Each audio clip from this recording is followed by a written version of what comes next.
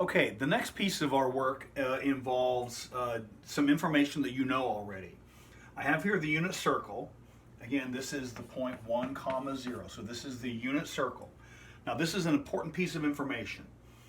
If a point lies on the unit circle, if the point is not on the unit circle, what I'm about to say is not correct. But if a point lies on the unit circle, then the coordinates of that point, the value, x value and the y value, can be determined by the trigonometric functions. If a point lies on that circle, it determines an angle in standard position.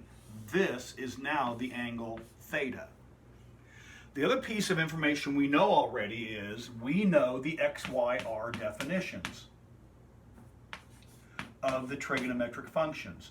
We know, for example, that sine of theta is given by y over r. But in this case, because this is the unit circle, r, for everything we're doing on the unit circle, r is equal to 1. And so, on the unit circle, in this scenario, if r is equal to 1, and that's a big assumption. If it's not the unit circle, then what I'm going to say here is not correct. But if it is the unit circle, and if we're assuming r is equal to 1, then sine of theta is the y coordinate. This point has both an x coordinate and a y coordinate. It's value comma value. That y coordinate is the sine of that angle theta. When you mash the sine button on your calculator, it gives you a value. That value is this y coordinate. In fact, what we may write is the coordinates of this point are, well, sine theta is the y coordinate because this vertical distance is sine of that angle theta. I've drawn my picture in quadrant 2, but that's true of any of the quadrants. And remember that we also, another piece of information we have is this little memory device. And so what this tells us is in what quadrants the various functions are positive. So in quadrant 2, this indicates that sine is positive, and sure enough, in quadrant 2, the y coordinate is a positive value. And so the y coordinate of this point is sine of theta.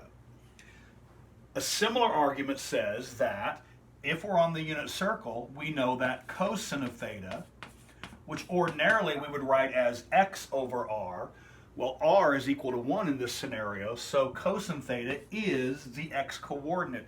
This green distance is the cosine of that angle in standard position.